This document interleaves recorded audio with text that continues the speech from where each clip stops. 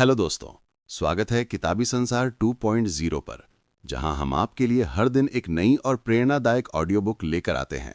तो सब्सक्राइब कीजिए और सुनिए आज का ये खास ऑडियो बुक। क्या आपने कभी सोचा है कि एक ऐसा इंसान भी हो सकता है जिसने अपनी पूरी जिंदगी में एक अक्षर भी नहीं लिखा, लेकिन आज दुनिया की सबसे विशाल यूनिवर्सिटीज में उसके नाम पर किताबों का अध्ययन होता है। एक ऐसा इंसान जो देखने में बिल्कुल साधारण था, ना कोई राजा ना कोई सेनापति, फिर भी आज 2500 साल बाद भी दुनिया के सबसे महान विचारकों में उसका नाम सबसे ऊपर लिया जाता है। जी हां, हम बात कर रहे हैं सुकरात की, यानी सोक्रेटिस की। एक ऐसा नाम जो दर्शन और ज्ञान का पर्यायवाची बन गया। ये ऑडियो बुक दोस्त कुछ लंबी होने वाली है, क्योंकि सुकरात की जिंदगी और उनके विचारों को कुछ मिनटों में समेटना समंदर को एक गिलास में भरने जैसा है।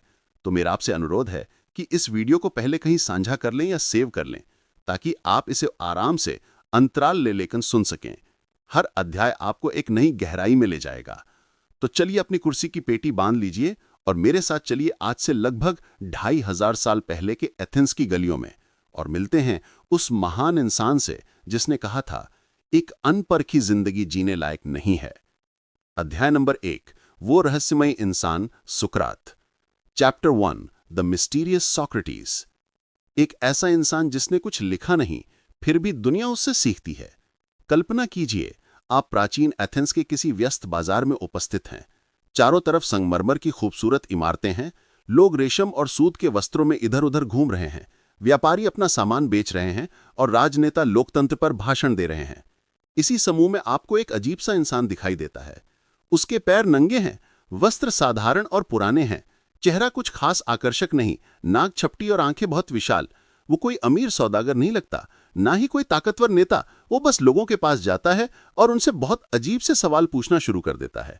वो एक मोची से पूछता है, न्याय क्या है? वो एक सेनापति से पूछता है, हिम्मत क्या होती है? वो एक राजनेता से पूछता है, एक अच्छा नागरिक होने का क्या मतलब है? पहले तो लोग उसे जवाब देने की कोशिश करते हैं, लेकिन उसके सवालों के आगे उनके सारे जवाब खोखले साबित हो जाते हैं। वो इंसान लोगों को यह एहसास दिला देता है कि जिसे वो ज्ञान समझ रहे थे, वो असल में सिर्फ उनकी राय है, उनकी धारणा है, सच नहीं। यही थे सुकरात, एक ऐसा इंसान जिसका काम ही लोगों के ज्ञान के अहंकार पर आघात करना था। सबसे हैरान करने वाली बात यह है कि सुकरात ने खुद कभी कुछ नहीं लिखा, एक भी किताब नहीं, एक भी पत्र नहीं, एक भी पंक्ति नहीं। तो फिर सवाल उठता है कि हम उनके बारे में इतना कुछ कैसे जानते हैं? इसका जवाब उनके शिष्यों में छुपा है, खासतौर पर प्लेटो और ज़ीनोफॉन में। प्लेटो, जो खुद एक महान दार्शनिक बने, अपने गुरु सुकरात से इतने प्रभावित थे कि उन्होंने अपनी कई किताबों में सुकरात को ही मुख्य पात्र बनाया। प्लेटो के लिखे हुए डायलॉग्स या संवाद ही वो झरोके हैं जिनसे हम सुकरात की दुनिया में झांक पाते हैं। लेकिन यहीं पर एक बहुत मुख्य पहेली सामने आ जाती है, जिसे विद्वान 10 सोक्रेटिक प्रॉब्लम कहते हैं। पहेली ये है कि प्लेटो की बातों में कितना सुकरात है और कितना खुद प्लेटो। क्या प्लेटो ने हूबहू वही लिखा जो सुकरात कहते थे, या उन्होंने अपने गुरु के मुंह से अपने खुद के विचार दुनिया के सामने रखे? ये एक ऐसा सवाल है जिसका कोई पक्का जवाब आज तक नहीं मिल पाया है। ये ऐसा है मानो आप किसी की जीवनी का अध्ययन कर रहे हो जो उसके सबसे मुख्य प्रशंसक ने लिखी हो। जाहिर है उसमें कुछ मिलावट तो होगी ही, लेकिन इस रहस्य के बावजूद एक बात साफ है, सुकरात कोई साधारण इंसान नहीं थे। वो एथेंस के लिए एक गैड फ्लाई थे, एक ऐसी मक्खी जो अश्व को बार बार डंक मारकर उसे सोने नहीं देती, उसे जगाए रखती है। सुकरात एथेंस के समाज को, वहां के लोगों को अपने सवालों से डंक मारते थे। उन्हें उनकी अज्ञानता की नींद से जगाने की कोशिश करते थे। वो कहते थे कि वो सबसे बुद्धिमान इंसान इसलिए हैं क्योंकि वो ये जानते हैं कि वो कुछ नहीं जानते। सोचिए जरा, कितना गहरा आत्मविश्वास होगा उस इंसान में जो भरी सभा में ये स्वीकार कर सके, मुझे कुछ नहीं पता। आज के दौर में जहां हर कोई खुद को विशेष साबित करने में लगा है, सुकरात का ये फलसफा एक बहुत मुख्य सीख देता है। वो ज्ञान देने का दावा नहीं करते थे, बल्कि वो कहते थे कि वो एक दाई की तरह हैं जो बच्चे को जन्म नहीं देती बल्कि जन्म देने में मदद करती है। सुकरात भी लोगों के दिमाग में मौजूद विचारों को, सच को बस बाहर लाने में मदद करते थे, अपने सवालों के जरिए। उनकी ये आदत, उनका ये तरीका विशाल ज्ञानी और नेताओं को चुभने लगा था। जब कोई इंसान आपके सालों पुराने विश्वासों पर सवाल उठाता है तो गुस्सा आना स्वाभाविक है। सुकरात यही कर रहे थे। वो किसी को नीचा दिखाने के लिए सवाल नहीं पूछते थे, उनका मकसद तो बस सच की खोज करना था। एक सामूहिक खोज। वो युवाओं के बीच बहुत लोकप्रिय थे। एथेंस के नौजवान युवक उनके पीछे पीछे घूमते थे, ये देखने के लिए कि कैसे सुकरात अपने सवालों से बड़े बड़े लोगों की बोलती बंद कर देते हैं। ये युवाओं के लिए एक मनोरंजन जैसा था, लेकिन एथेंस के शक्तिशाली लोगों के लिए यह एक खतरा बन गया था। उन्हें लगा कि सुकरात युवाओं को उकसा रहे हैं, उन्हें परंपराओं और देवताओं के खिलाफ कर रहे हैं। उन्हें अपनी सत्ता की नींव हिलती हुई नजर आने लगी थी। एक साधारण सा दिखने वाला, बिना किसी पद और पैसे वाला इंसान सिर्फ अपने दिमाग और अपनी जुबान के दम पर पूरे एथेंस के लिए एक चुनौती बन गया था। तो आखिर एथेंस के इस आम से दिखने वाले इंसान में ऐसा क्या खास था कि उसके दोस्त और दुश्मन दोनों ही उसे भुला नहीं पाए? और क्यों उसके अपने ही शहर के लोग उससे इतनी नफरत करने लगे कि उसे मौत की सजा सुना दी? इन सवालों के जवाब जानने के लिए हमें चलना होगा उस दौर के एथेंस की गलियों में, उस माहौल को समझना होगा जिसमें सुकरात सांस ले रहे थे। आखिर वो क्या वजह थी जिन्होंने एक दार्शनिक को अपराधी बना दिया? इन सब रहस्यों से आवरण हटाने के लिए आपको मेरे साथ अगले अध्याय तक चलना होगा। चलिए शुरू करते हैं अगला अध्याय, जहां हम उस शहर की कहानी जानेंगे जिसने सुकरात को बनाया भी और मिटा भी दिया। अध्याय नंबर 2, सुकरात का Athens. Chapter 2, Socrates Athens. Athens वो शहर जिसने सुकरात को बनाया और फिर उसी ने उसे जहर दे दिया। हर महान कहानी के पीछे उसके समय और समाज का एक मुख्य हाथ होता है। सुकरात को समझने के लिए हमें उस एथेंस को समझना होगा जिसमें वो जिए। ये कोई ऐसा वैसा समय नहीं था दोस्त, ये एथेंस का स्वर्ण युग था, the golden age of Athens. Pericles जैसे नेताओं के नेतृत्व में एथेंस कला, संस्कृति, वास्तुकला और लोकतंत्र का केंद्र बन चुका था। पार्थेनॉन जैसी शानदार इमारतें बन रही थीं, सोफोक्लिस जैसे नाटककार अपने सबसे बेहतरीन नाटक लिख रहे थे, और इतिहास में पहली बार एक ऐसी व्यवस्था बन रही थी जहां आम नागरिक भी राजकाज में हिस्सा ले सकते थे। लोकतंत्र यानी डेमोक्रेसी का जन्म यहीं हुआ था। ये एक ऐसा माहौल था जहां नए विचारों को जगह दी जाती थी, जहां बहस और तर्क वितर्क को सम्मान मिलता था। इसी खुले माहौल ने सुकरात जैसे विचारक को पनपने का मौका दिया। अगर एथेंस एक बंद समाज होता तो शायद सुकरात को कभी अपनी बात कहने का मौका ही नहीं मिलता। लेकिन हर सिक्के का एक दूसरा पहलू भी होता है। एथेंस का यह स्वर्ण युग हमेशा वैसा नहीं रहा। सुकरात की जिंदगी में एथेंस ने एक बहुत विनाशकारी युद्ध भी देखा, जिसे पेलोपोनेशियन वॉर कहते हैं। यह युद्ध एथेंस और उसके दुश्मन शहर स्पार्टा के बीच कई दशकों तक चला। इस युद्ध ने एथेंस को बुरी तरह ध्वस्त कर दिया। उसकी दौलत खत्म हो गई, हजारों नागरिक मारे गए, और एक समय ऐसा भी आया जब एथेंस में लोकतंत्र को हटाकर तानाशाही स्थापित कर दी गई, जिसे 30 तानाशाह का शासन कहा जाता है। हालांकि ये तानाशाही ज्यादा दिन नहीं चली और लोकतंत्र वापस आ गया, लेकिन एथेंस के लोगों का आत्मविश्वास बुरी तरह हिल चुका था। वो अब असुरक्षित महसूस करने लगे थे। एक हार और अनिश्चितता का माहौल था, और ऐसे माहौल में लोग अक्सर नए और चुनौती भरे विचारों से डरने लगते हैं। वो किसी ऐसे व्यक्ति को बर्दाश्त नहीं कर पाते जो उनकी बची खुची मान्यताओं पर भी सवाल उठाए। सुकरात ठीक यही कर रहे थे, और उनका समय अब बदल चुका था। इसी दौर में एथेंस में एक और तरह के टिक्षक बहुत लोकप्रिय हो रहे थे। इन्हें सॉफिस्ट कहा जाता था। सॉफिस्ट वो पेशेवर टिक्षक थे जो पैसा लेकर लोगों को भाषण देने की कला यानी रेटोरिक सिखाते थे। उनका मानना था कि कोई एक परम सत्य नहीं होता, सच वही है जिसे आप तर्क से साबित कर दें। वो अपने छात्रों को सिखाते थे कि कैसे किसी भी बहस को जीता जाए, चाहे वो सही हो या गलत। उनके लिए ज्ञान एक बिकाऊ चीज थी। अब आप सोचिए, एक तरफ ये सॉफिस्ट थे जो पैसे लेकर जीतना सिखा रहे थे, और दूसरी तरफ थे सुकरात जो कहते थे कि मुझे कुछ नहीं पता, और वो किसी से एक पैसा भी नहीं लेते थे। सुकरात के लिए ज्ञान कोई बेचने की चीज नहीं थी, बल्कि वो एक आध्यात्मिक खोज थी, आत्मा को बेहतर बनाने का एक तरीका था। यह सॉफिस्ट और सुकरात के बीच एक सीधी वैचारिक टक्कर थी। अध्याय नंबर 3, सुकरातिक मेथड, सवालों के जाल से सच निकालने की कला।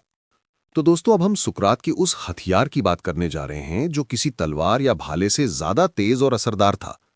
ये कोई भौतिक हथियार नहीं था, ये था उनके सोचने और बात करने का तरीका, जिसे आज हम सुकराती पद्धति कहते हैं। ये सिर्फ सवाल पूछना नहीं है, ये सवालों के जरिए किसी को सच तक पहुंचाने की एक कला है।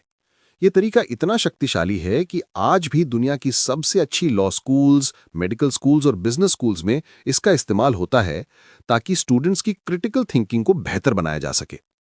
तो चलिए इसे आसान भाषा में समझते हैं कि आखिर ये है क्या। सुकरात का मानना था कि वो किसी को कुछ सिखा नहीं सकते, वो बस उन्हें सोचने पर मजबूर कर सकते हैं। उनका काम ज्ञान देना नहीं, बल्कि सामने वाले के अंदर जो ज्ञान पहले से मौजूद है उसे बाहर निकलवाना था। यह तरीका काम कैसे करता है? मान लीजिए सुकरात किसी सेनापति से मिलते हैं जो दावा करता है कि वो जानता है हिम्मत क्या होती है। सुकरात कहेंगे, वाह, ये तो बहुत अच्छी बात है, मैं हमेशा से यह जानना चाहता था, क्या आप मुझे सिखाएंगे कि हिम्मत क्या है? सेनापति अत्यंत गर्व से जवाब देगा, हिम्मत का मतलब है युद्ध में अपनी जगह पर डटे रहना, भागना नहीं। अब सुकरात का असली काम शुरू होगा। वो कहेंगे, आपका जवाब बहुत अच्छा है, लेकिन क्या कोई सेना जो रणनीति के तहत पीछे आती है ताकि दुश्मन को जाल में फंसा सके, क्या वो कायर है? सेनापति सोचेगा और कहेगा, नहीं, वो तो एक बहुत हिम्मत वाला और समझदारी भरा कदम है। अब सुकरात कहेंगे, तो इसका मतलब हिम्मत सिर्फ डटे रहना नहीं है, कभी कभी पीछे आना भी हिम्मत हो सकती है। तो फिर हिम्मत क्या है? अब सेनापति उलझन में आ जाएगा। वो कोई और परिभाषा देगा और सुकरात फिर उसमें से कोई विरोधाभास निकालकर एक और सवाल पूछेंगे। यह सिलसिला तब तक चलता रहेगा जब तक सेनापति खुद ये ना मान ले कि जिसे वो हिम्मत की पक्की परिभाषा समझ रहा था वो असल में अधूरी थी और उसे खुद भी ठीक ठीक नहीं पता कि हिम्मत क्या है। इसी प्रक्रिया को एलेंचुअस कहते हैं, जिसका मतलब है जांच पड़ताल या खंडन। सुकरात का मकसद सेनापति को बेइज्जत करना नहीं है, उनका मकसद है उसे उसके अज्ञान का बोध कराना, क्योंकि सुकरात मानते थे कि ज्ञान की यात्रा का पहला कदम ही यह स्वीकार करना है कि मैं नहीं जानता। जब आप ये मान लेते हैं तभी आप सच में कुछ सीखने के लिए तैयार होते हैं। जब तक आपको लगता है कि आपको सब पता है, तब तक आपके दिमाग के दरवाजे नई चीजों के लिए बंद रहते हैं। सुकरात अपनी सवालों की चाबी से इन्हीं बंद दरवाजों को खोलने की कोशिश करते थे। इस मेथड के दो मुख्य चरण हैं। पहला है विनाशकारी चरण या डिस्ट्रक्टिव फेज, जिसमें सुकरात सवालों के जरिए सामने वाले के झूठे विश्वासों और अधूरी परिभाषाओं को भंग करते हैं, जैसा उन्होंने सेनापति के साथ किया। ये कुछ कष्टदायक हो सकता है क्योंकि किसी के अहंकार को आघात पहुंचता है, लेकिन इसके बाद आता है रचनात्मक चरण या कंस्ट्रक्टिव फेज। जब एक बार व्यक्ति मान लेता है कि उसे नहीं पता, तब सुकरात उसके साथ मिलकर सच की खोज शुरू करते हैं। अब वो दुश्मन नहीं बल्कि एक ही रास्ते के सहयात्री बन जाते हैं। अब वो दोनों मिलकर ये खोजने की कोशिश करेंगे कि हिम्मत का असली मतलब क्या हो सकता है। शायद हिम्मत सिर्फ युद्ध के मैदान में नहीं बल्कि रोजमर्रा की जिंदगी में भी होती है। शायद सच बोलने के लिए भी हिम्मत चाहिए, गलत का विरोध करने के लिए भी हिम्मत चाहिए। इस तरह बहस एक व्यक्तिगत दावे से शुरू होकर एक सार्वभौमिक सत्य की खोज तक पहुंच जाती है। आप इस तरीके का इस्तेमाल अपनी जिंदगी में भी कर सकते हैं। अगली बार जब आपके मन में कोई मजबूत राय आए, जैसे पैसा ही सब कुछ है या सफलता का मतलब एक अच्छी नौकरी है, तो एक पल रुकिए और खुद से सुकरात वाले सवाल पूछिए। क्या सच में पैसा ही सब कुछ है? क्या प्यार, सेहत, शांति की कोई कीमत नहीं? क्या कोई ऐसा इंसान हो सकता है जिसके पास बहुत पैसा हो पर वो दुखी हो? क्या कोई ऐसा इंसान हो सकता है जिसके पास कम पैसा हो पर वो बहुत खुश हो? जब आप खुद से ये सवाल पूछेंगे तो आप पाएंगे कि आपकी शुरुआती राय कितनी सरल और अधूरी थी। आप खुद को बेहतर तरीके से समझ पाएंगे। यही सुक्रेटिक मेथड का जादू है। यह आपको बाहरी दुनिया के साथ साथ आपकी अपनी भीती दुनिया की यात्रा भी कराता है। पर सुकरात सिर्फ तरीकों तक ही सीमित नहीं थे। उन्होंने इस तरीके का इस्तेमाल जीवन के सबसे मुख्य सवाल का जवाब खोजने के लिए किया। वो सवाल क्या था? वो था, एक अच्छी जिंदगी क्या है? और इसी खोज में उन्होंने एक ऐसा वाक्य कहा जो आज भी अमर है, The unexamined life is not worth living। इस एक वाक्य में क्या गहरा राज छिपा है? क्यों एक अनपरखी जिंदगी जीने लायक नहीं है? इस गहरे समंदर में गोता लगाने के लिए आपको अगले अध्याय का इंतजार करना होगा।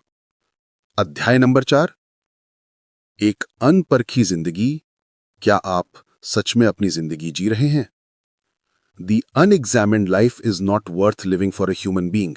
यानी एक इंसान के लिए एक अनपरखी, बिना जांची परखी जिंदगी जीने लायक नहीं है। ये सिर्फ एक वाक्य नहीं है दोस्त, ये सुकरात के पूरे दर्शन का निचोड़ है, उनकी जिंदगी का सार है।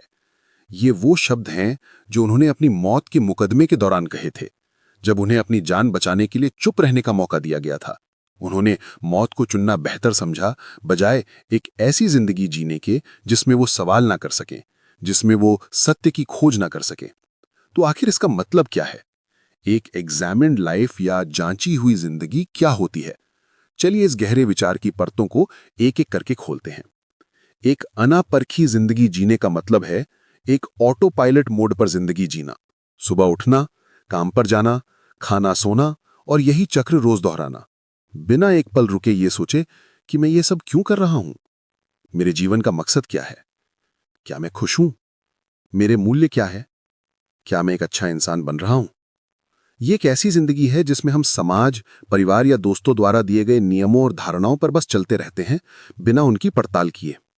हम वही नौकरी करते हैं जो हमें सुरक्षित लगती है, हम वही परंपराओं को मानते हैं जो हमें सिखाई गई हैं, हम वही चीजों के पीछे भागते हैं जिनके पीछे सब भाग रहे हैं, पैसा, शोहरत, ताकत। इस तरह की जिंदगी में हम एक इंसान की तरह नहीं, बल्कि एक मशीन की तरह काम कर रहे होते हैं। हम जी तो रहे होते हैं, पर हम जागरूक नहीं होते।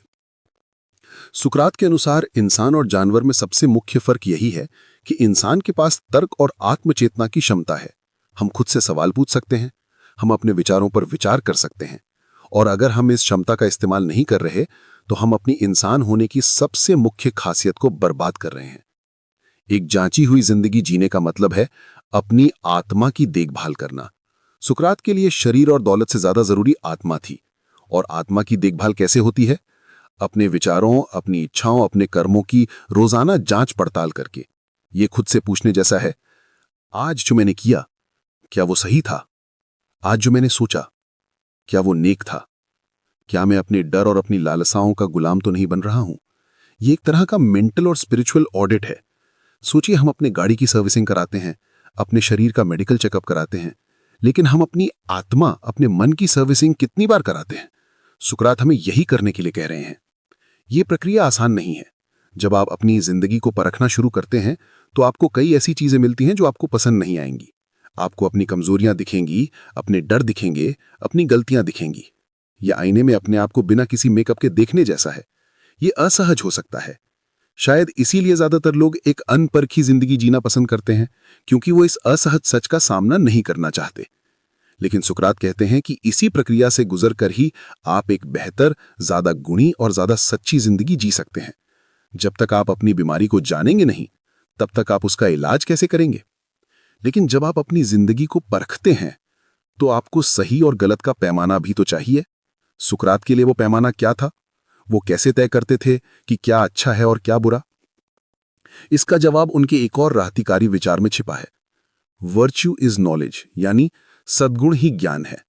ये विचार जितना सरल लगता है उतना ही गहरा है। और ये इतना विवादास्पद क्यों था?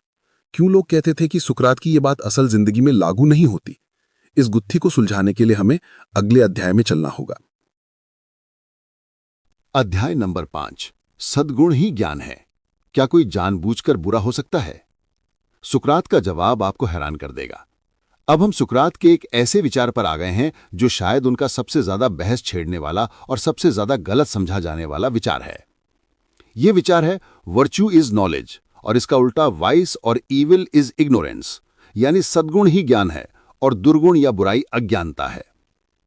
पहली बार सुनने में यह बात बहुत अजीब लगती है।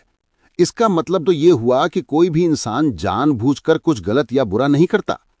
वो जो भी बुरा करता है वो सिर्फ इसलिए करता है क्योंकि उसे पता नहीं है कि सही क्या है। अब आप कहेंगे ये कैसे हो सकता है? हम रोज अपनी आंखों से देखते हैं कि लोग जानबूझकर चोरी करते हैं, झूठ बोलते हैं, धोखा देते हैं। उन्हें पता होता है कि वो गलत कर रहे हैं, फिर भी वो करते हैं। तो क्या सुकरात गलत थे, या फिर हम उनके ज्ञान शब्द का मतलब ही गलत समझ रहे हैं? चलिए इस रहस्य से आवरण उठाते हैं।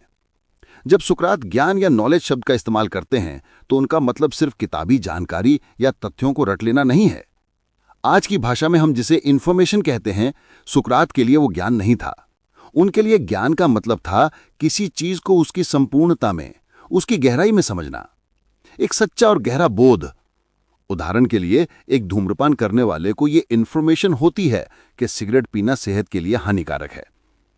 पैकेट पर लिखा भी होता है, लेकिन क्या उसे इसका सच्चा ज्ञान है?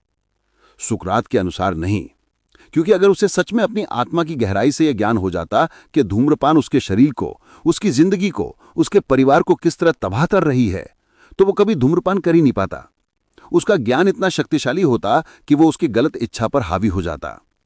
तो जब कोई व्यक्ति ये जानते हुए भी धूम्रपान करता है कि यह बुरा है, तो सुकरात कहेंगे कि वो वास्तव में नहीं जानता।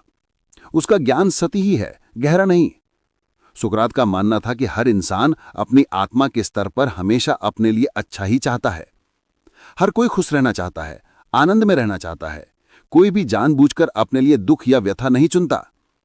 जब कोई व्यक्ति चोरी करता है तो वो चोरी करने के बुरे परिणाम को नहीं देख रहा होता।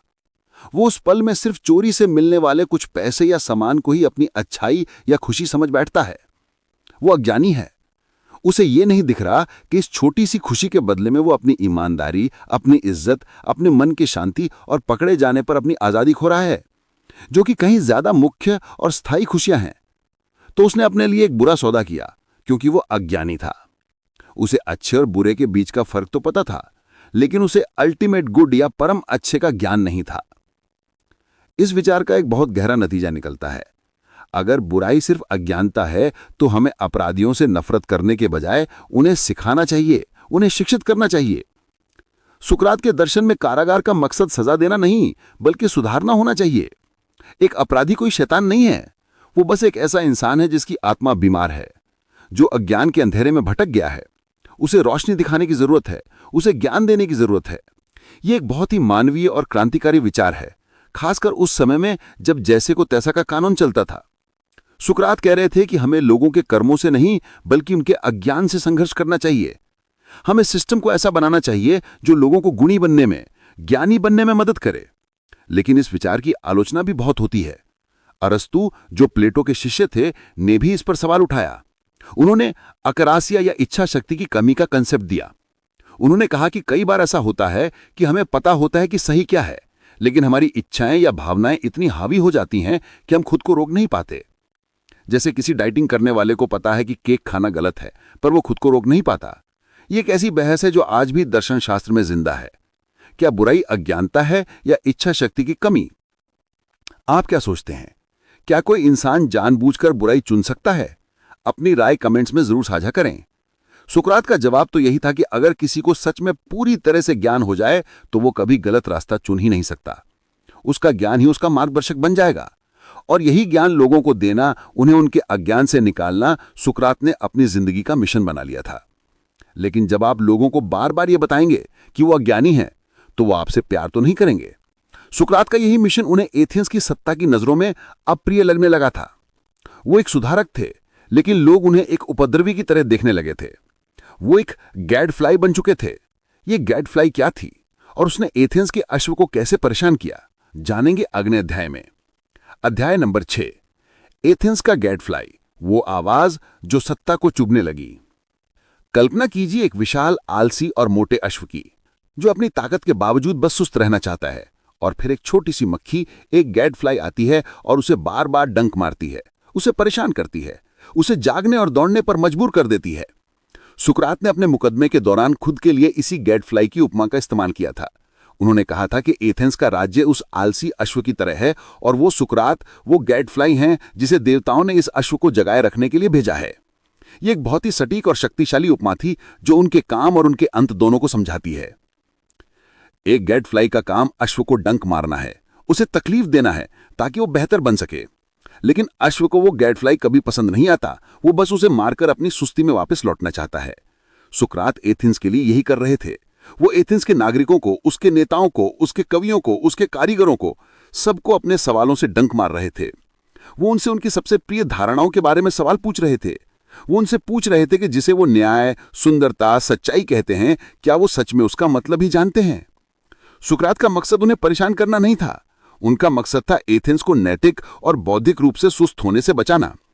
वो चाहते थे कि एथेंस के नागरिक सिर्फ नाम के लिए नागरिक ना हो, बल्कि वो अपनी जिम्मेदारियों को समझें, अपने मूल्यों को जानें और एक बेहतर समाज बनाने में योगदान दें। वो एक तरह से समाज के कॉन्शियस कीपर यानी अंतरात्मा के रक्षक बन चुके थे। लेकिन जैसा कि होता है, जब आप सत्ता पर, स्थापित मान्यताओं पर और लोगों के अहंकार पर सवाल उठाते हैं, तो आप दोस्त कम और दुश्मन ज्यादा बनाते हैं। सुकरात किसी से निजी दुश्मनी नहीं रखते थे, लेकिन उनकी मेथड ही ऐसी थी कि लोग खुद को अपमानित महसूस करने लगते थे। सोचिए एथेंस का कोई महान राजनेता जो हजारों लोगों के सामने भाषण देता है, जब सुकरात के कुछ सवालों के सामने निरुत्तर हो जाता होगा, और वो भी युवाओं के समूह के सामने, तो उसे कैसा महसूस होता होगा? उसे लगता होगा कि सुकरात ने भरी सभा में उसकी इज्जत उतार दी। वो सुकरात से नफरत करने लगता था। सुकरात ने ऐसे कई शक्तिशाली दुश्मन बना लिए थे। राजनेता, कवि और वो सोफिस्ट जिनके दुकानदारी वो बंद करवा रहे थे। ये लोग मौके की तलाश में थे कि कब सुकरात को रास्ते से हटाया जाए। सुकरात का गेट फ्लाई वाला काम उस समय और ज्यादा खतरनाक हो गया जब एथेंस राजनीतिक रूप से अस्थिर था। पेलोपोनेशियन वॉर में हार और 30 टारेंट्स के क्रूर शासन ने एथेंस के समाज में एक डर पैदा कर दिया था। लोग किसी भी तरह की आलोचना या सवाल जवाब को अब लोकतंत्र पर हमले के तौर पर देखने लगे थे। उन्हें लगता था कि सुकरात की नकारात्मकता, ये हर चीज पर सवाल उठाने की आदत युवाओं को राज्य के प्रति विद्रोही बना रही है। उन्हें डर था कि सुकरात के प्रभाव में आकर युवा पुराने देवताओं और परंपराओं का सम्मान करना त्याग देंगे, जिससे शहर पर देवताओं का प्रकोप बरसेगा। उनका डर निराधार भी नहीं था। सुकरात के कई शिष्य जैसे एल्सीबायोडीज और क्राथियाज आगे चलकर एथेंस के लिए मुख्य मुसीबत बने थे। हालांकि सुकरात इसके लिए सीधे तौर पर जिम्मेदार नहीं थे, लेकिन उनके दुश्मनों को एक बहाना मिल गया। उन्होंने कहना शुरू कर दिया, देखो ये सुकरात के ही सिखाए हुए लोग हैं जो शहर को बर्बाद कर रहे हैं। एक तरफ सुकरात खुद को शहर का सबसे मुख्य हितैषी मानते थे, एक ऐसा डॉक्टर जो कट्टू दवा देकर शहर की बीमारी ठीक करना चाहता है। दूसरी तरफ शहर के शासक और कई आम लोग उन्हें एक बीमारी की तरह देखने लगे थे, एक ऐसा वायरस जो समाज के नियमों को खोखला कर रहा है। ये नजरों का फर्क था, इरादों का नहीं। सुकरात का इरादा नेक था, लेकिन उनका तरीका लोगों को चुभता था। वो शहर को जगाना चाहते थे, पर शहर सोना चाहता था। और एक आलसी अश्व अक्सर उस गैट फ्लाई को मार डालता है जो उसे बहुत ज्यादा परेशान करता है। एथेंस भी अब यही करने की तैयारी कर रहा था। सुकरात के खिलाफ एक जाल बुना जा रहा था, एक ऐसा लीगल जाल जिसमें उन्हें फंसाकर हमेशा के लिए चुप कराया जा सके। लेकिन सुकरात की कहानी सिर्फ उनकी नहीं है, ये उन लोगों की भी है जिन्होंने उन्हें समझा, उन्हें सुना और उनकी बातों को अमर बना दिया। कौन थे ये लोग?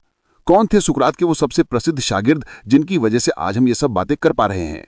और क्या उन शिष्यों ने सच में सुकरात को वैसा ही दिखाया जैसे वो थे? ये जानने के लिए चलिए अगले अध्याय में, जहां मिलेंगे सुकरात के सबसे प्रसिद्ध शागिर्दों से। चैप्टर 7, गुरु ऐसा जिसके शिष्य ने उसे अमर बना दिया। जैसा कि हमने पहले अध्याय में बात की थी, सुकरात ने खुद कुछ नहीं लिखा। उनकी कहानी, उनके विचार हम तक पहुंचे हैं दूसरों के लिखे शब्दों के जरिए। इनमें सबसे महत्वपूर्ण हैं उनके दो शिष्य, ज़ेनोफोन और प्लेटो। अगर ये दोनों न होते तो शायद सुकरात का नाम इतिहास के पन्नों में कहीं खो गया होता। लेकिन इन दोनों ने अपने गुरु को इतने अलग अलग तरीकों से याद किया कि कभी-कभी लगता है कि वो दो अलग अलग सुकरात की बात कर रहे हैं। इन दोनों के नजरिए को समझना बहुत जरूरी है, क्योंकि इसी से हमारी आज की सुकरात की छवि बनी है। पहले बात करते हैं ज़ेनोफोन की। ज़ेनोफोन एक इतिहासकार और सैनिक थे। वो एक बहुत ही व्यावहारिक इंसान थे। उन्होंने सुकरात के बारे में जो कुछ नहीं लिखा, जैसे मेमोरेबिलिया और अपॉलोजी, वो एक सरल व्यावहारिक सुकरात को दिखाता है। ज़ेनोफोन का सुकरात एक अच्छा नैतिक इंसान है जो युवाओं को अच्छी सलाह देता है, उन्हें अनुशासित जीवन जीने और अपने माता पिता का सम्मान करने की सीख देता है। वो एक तरह से एक पारंपरिक ग्रीक शिक्षक की तरह लगते हैं जो बस लोगों को एक अच्छा नागरिक बनने में मदद कर रहा है।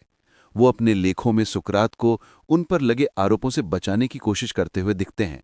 वो ये साबित करना चाहते हैं कि सुकरात कोई खतरनाक क्रांतिकारी नहीं, बल्कि एक सम्मानित और कानून का पालन करने वाले नागरिक थे। ज़ेनोफोन का सुकरात ज्यादा जमीनी है, ज्यादा सरल है। लेकिन फिर आते हैं प्लेटो, और यहां तस्वीर पूरी तरह बदल जाती है।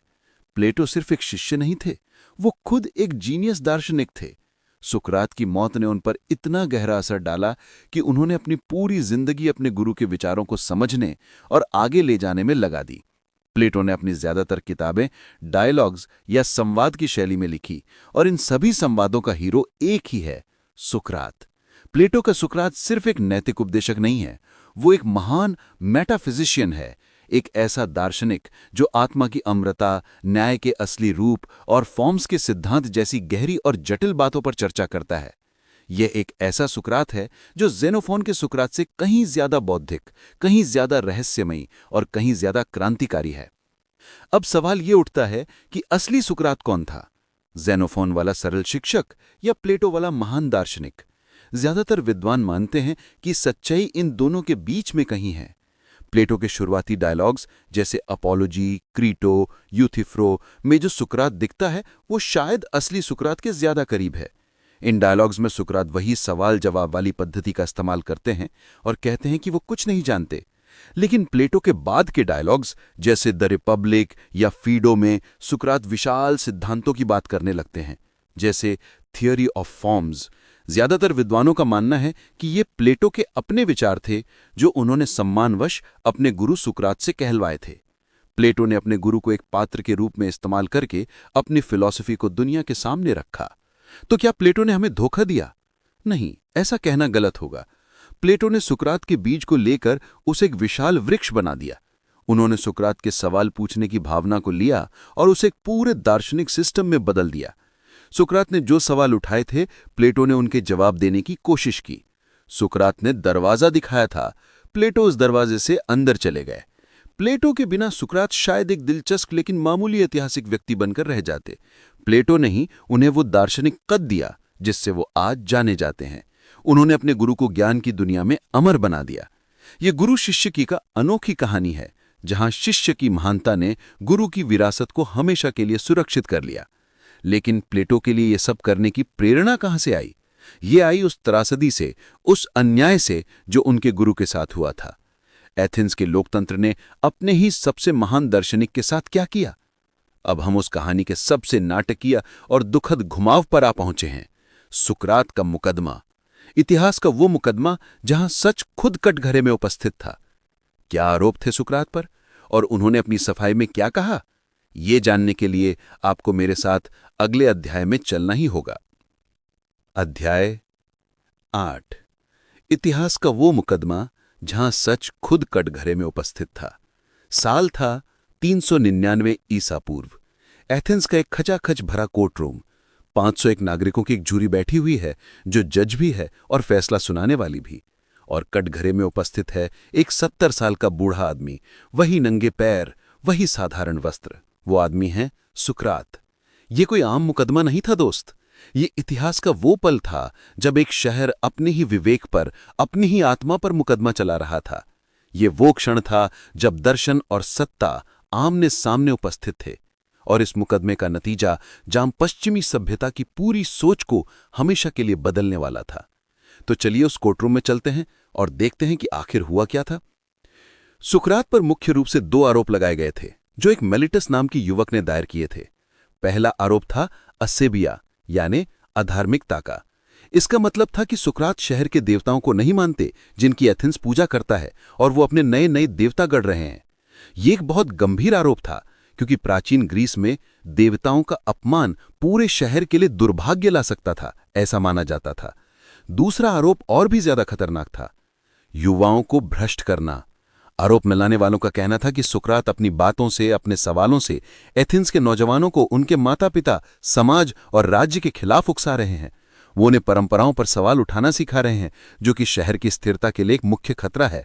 ये आरोप सीधे सीधे सुकरात के पूरे जीवन के काम पर एक हमला था। जब सुकरात की अपनी सफाई देने की बारी आई, तो उन्होंने वो नहीं किया जो एक आम आदमी करता। उन्होंने दया की भीख नहीं मांगी, अपने रोते बिलखते परिवार को जूरी के सामने उपस्थित नहीं किया, और ना ही उन्होंने अपने ऊपर लगे आरोपों को झूठा साबित करने के लिए कोई कानूनी तिकड़म की। इसके बजाय उन्होंने वही किया जो वो पूरी जिंदगी करते आए थे। उन्होंने दर्शन की बात की, उन्होंने सच की बात की। उनकी ये सफाई आज प्लेटो के लिखे द अपॉलोजी में अमर है। अपॉलोजी का मतलब माफी मांगना नहीं होता। इसका ग्रीक में मतलब होता है अपना पक्ष रखना या डिफेंस स्पीच। और सुकरात ने जो पक्ष रखा वो किसी तरह से बचाव का नहीं, बल्कि चुनौती का था। उन्होंने कहा कि वो किसी तरीके से माफी नहीं मांगेंगे, क्योंकि उन्होंने कुछ भी गलत नहीं किया था। उन्होंने कहा कि एथेंस के लोगों में तुम्हारा सम्मान और तुमसे प्यार करता हूं, लेकिन मैं तुम्हारी नहीं बल्कि भगवान की बात मानूंगा। मैं कभी भी फिलॉसफी नहीं छोड़ सकता, क्योंकि मेरा मानना है कि भगवान ने मुझे यही करने के लिए भेजा है। अपने ऊपर लगे युवाओं को भ्रष्ट करने के आरोप पर उन्होंने कहा कि मैं युवाओं को भ्रष्ट नहीं कर रहा हूं, बल्कि उन्हें यह सिखा रहा हूं कि पैसा और दौलत से ज्यादा जरूरी आत्मा और सच्चाई है। उन्होंने कहा कि वो एथेंस के लिए गैडफ्लाई हैं, एक ऐसी मक्खी जो आलसी घोड़े को जगाए रखती है। उन्होंने चेतावनी दी कि अगर तुम मुझे मार डालोगे तो तुम्हें मेरे जैसा कोई और नहीं मिलेगा जो तुम्हारे नैतिक और बौद्धिक आलस्य को तोड़ सके। सुकरात ने कहा कि उन्हें मौत का डर नहीं है, क्योंकि वो नहीं जानते कि मौत क्या है, लेकिन उन्हें अन्याय का बोध है। उन्होंने अपने अमर वाक्य को दोहराया कि एक अनपरखी जिंदगी जीने लायक नहीं है। उन्होंने कहा कि वो मौत को गले लगा लेंगे, लेकिन अपने मूल्यों को नहीं छोड़ेंगे। निष्कर्ष, सुकरात की मौत और विरासत। जूरी ने अपना फैसला सुनाया। 501 जजों में से 280 ने उन्हें दोषी पाया और उन्हें मौत की सजा सुनाई। सुकरात ने यह फैसला पूरी शांति के साथ स्वीकार किया। उन्होंने कहा कि अब विदा होने का समय आ गया है। हम अपने अपने रास्ते पर चलते हैं, मैं मरने के लिए और तुम जीने के लिए। हम में से कौन बेहतर रास्ते पर है, ये केवल भगवान ही जानते हैं। सुकरात को हेमलॉक नाम का जहर पीने के लिए दिया गया। उनके आखिरी क्षणों में भी वो शांत थे और अपने शिष्यों से आत्मा और मृत्यु के बारे में बात करते रहे। उनकी मृत्यु एक दार्शनिक की नहीं, बल्कि एक शहीद की मृत्यु थी। उनके शिष्यों ने उनकी विरासत को आगे बढ़ाया, खासकर प्लेटो ने। सुकरात की कहानी हमें सिखाती है कि सच्चा ज्ञान सिर्फ तथ्यों को जानना नहीं है, बल्कि ये जानना है कि हम कितना नहीं जानते हैं। यह हमें सिखाती है कि अपने मूल्यों के लिए खड़े होना और अपने जीवन को परखना कितना जरूरी है। सुकरात ने अपने जीवन और अपनी मृत्यु से साबित कर दिया कि सत्य और न्याय की खोज सबसे बड़ा कार्य है। तो दोस्तों, क्या आप भी आज से अपनी जिंदगी को परखना शुरू करेंगे? कमेंट करके जरूर बताइएगा। अगर आपको यह वीडियो पसंद आया हो तो लाइक, शेयर और किताबी संसार 2.0 को सब्सक्राइब करना मत भूलिएगा। मिलते हैं अगले वीडियो में।